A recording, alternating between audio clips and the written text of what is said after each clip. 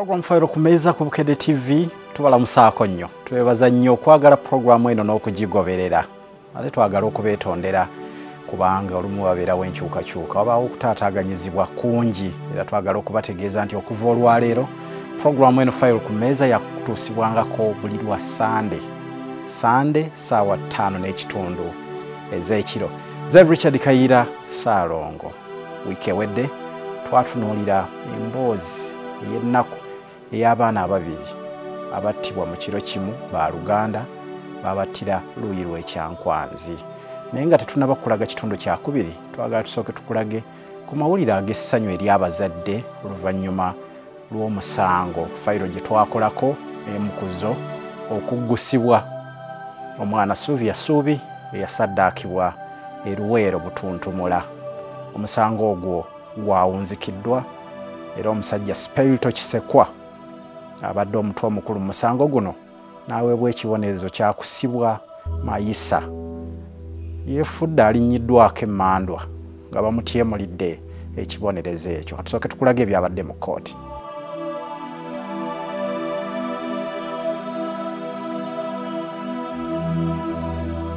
What makes the accused person less of that is the only fact that he pleaded guilty. He pleaded guilty not as a second thought, but from the day one he appeared before this court.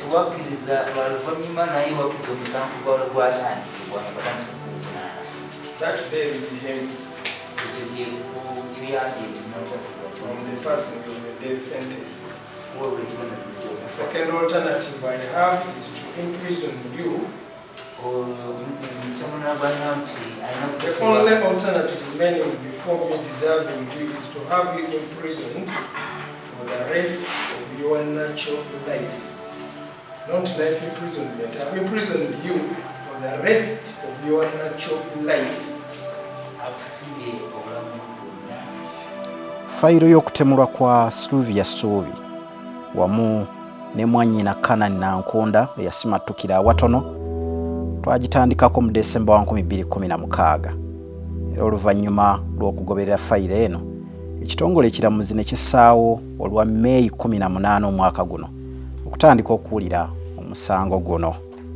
Baguwulidde mu mwezi gumu ne wiiki emu era omulamuzi n'awa ensala ye. Ku kyalo Nakawomeko mu muluko gw'e Kabunyata mu ggombolola ey'Ekamira mu disitulikiti y'e Luweero w'osanga amaka gano ga mwami Yozefu Nkunda ne mukyala we Jovia Nkunda be bazaala abaana ababiri Canaan Nkunda ne Sylivia Suubi.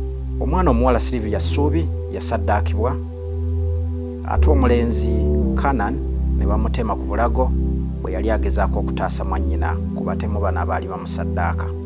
Omulambo gwa Sylivia Suubi baagusanga mu kisaka ku ttale e Nansaka mu ggombolola y'e Butuntumula mu disitulikiti y'e Luweero. Era ettemu lino ery'entiisa eryaliwo mu 2012 lyaleka abantu beesisiwadde ebitagambika. Abaana bano omuntu ow'ettima yabasanga ku ttale nga balunda nte. Omwana omuwala Sylivia Suubi yattibwa ne bamusalako ebitundu eby'ekyama ne bagenda nabyo. Ate ye munno omulenzi Canaan Nkunda Katonda yasaasira busaasizi kubanga naye baamuleka balowooza afudde. Bambega abapoliisi baakizuula nti abaakola obutemu buno baali bajjiridde kusaddaaka mwana muwala era gwe baasooka okuvumbagira. Wabula omulenzi n'ava gye yali ng'awulidde mwannyina alaajana era omulenzi naye kwe kumusala bwe yali agezaako okutaasa mwannyina.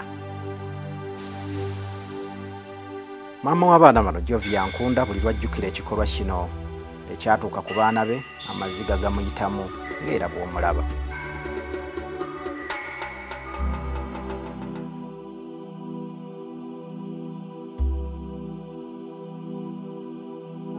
Bava ku ssomero ssaawa 5 taata waabwe n'abateeka mu ntobo eggulo.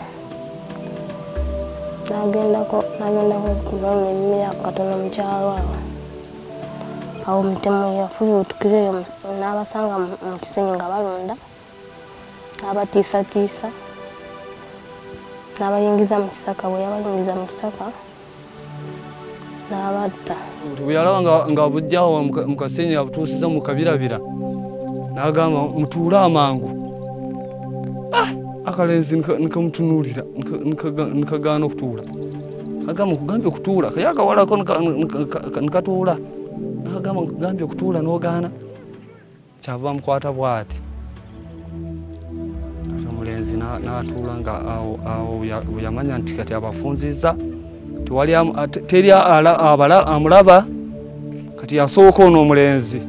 Bazadde ba Sylivia Suubi ne Canaan na Nkunda wadde mu kusooka baali baagala Kisekwa awanikibwe ku kalabba wabula baavudde mu kkooti nga bafunyeemu ku ssanyu kubanga eyatta omwana waabwe waakufiira mu kkomera.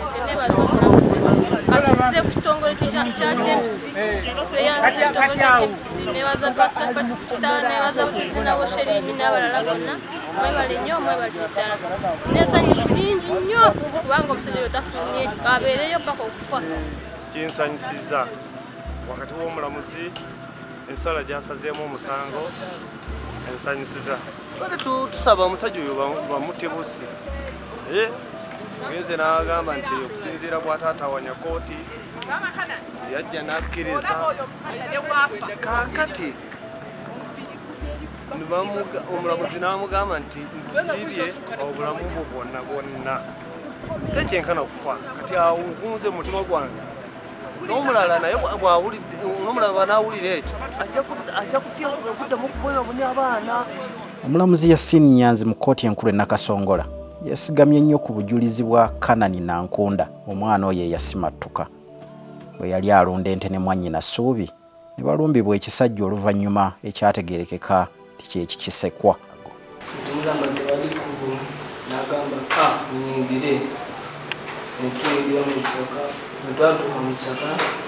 Agamba mutuule wansi twatuula n'akwata nze n'antuga neyatugasiza nga yayagala kutuka n'amukwata n'amukomyawo nze n'atuga buli yantuga nzinseka nenzirika nazirika okukomawo okudda engulu newanu onda omusaayi 3 wejjudde omusaayi nga seetegeera okwagala okwiruka ng'omutwe gwagala gwa wansi okukwata wano nga yatemyewo okulaba ku sisita wange nga yamutemeteredda nga ali awo nzaawo bwe namulaba nemwenyako nga muyita nendaba nagasi afudde.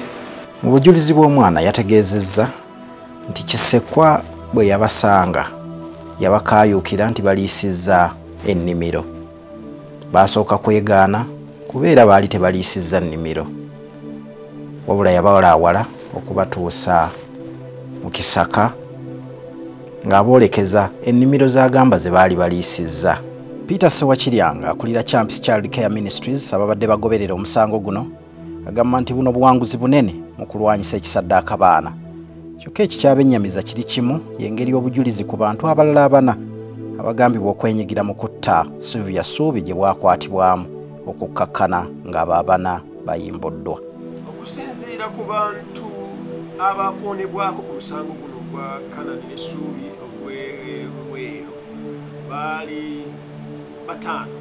Waliwo A1 oba ayitibwa suspect number 1 gwe bayita Expeditor ye yasalira ddala abaana yabasalira ddala n'abatta naye yayogera mu statement ye eyali ku poliisi nti waliwo omwannyina eyajja ewaka ewuwe okumusaba nti waliwo ddiiru ey'omugagga aleeta ssente naye twetaaga ebitundu by'ekyama n'omusaayi ogw'abaana n'amuleetera n'akacupa bwe yateeka omusaayi bino abyogera nga baakamukwata then kwe kwavaako poliisi tukwataganyidde wamu okugenda okukwata omusamize oyo w'emukono n'omukyala wa Expeditor ne mwannyina kubanga bonna baali wamu.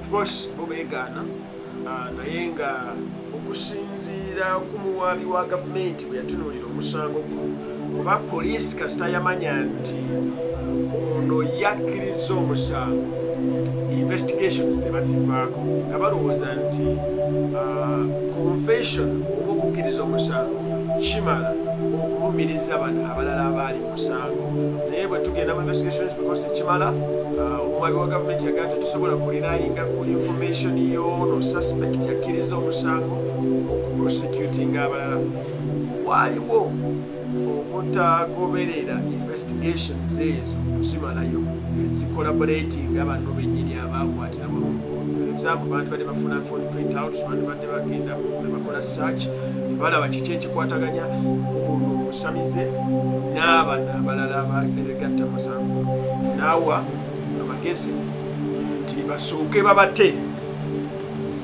bo bagende singa wabaawo ekiconnectinga suspect nabo omusango gusobola okutandika okukozebwa ne baddamu ne baba nekozebwa buto nabo ne babasalira nsuubira nti mukama bwana batuyambye tusobola nabo kubagatta ku musango bwe kinaba tekisobose at least omwami eyasala abaana bamukwata era yamusalidde ekibonerezo. Fayiro ku kutemula omwana Sylivia Suubi yasaddaakibwa bwetyo bwe yaggusiddwa nga Spirito Kisekwa bamusalidde ekibonerezo kyakusibwa mayisa kusibwa kutuusa lwalifiira mu kkomera eyo. Jala tuwummulemu katono bwe tudda tukutwale eggayaaza ng'oyisizza entwetwe ku fayiro y'abaana babiri battibwa mu kiro kimu baana ba Luganda. Omukulembeze w'oku kitundu sipiika ow'eggombolola Muwonge yakwatibwa ne muganda we ku by'okutemula abaana bano era twagala bwe tudda tugoberere omusango guno gukwatiddwa gutya kuba enjuyi zombi simmativu.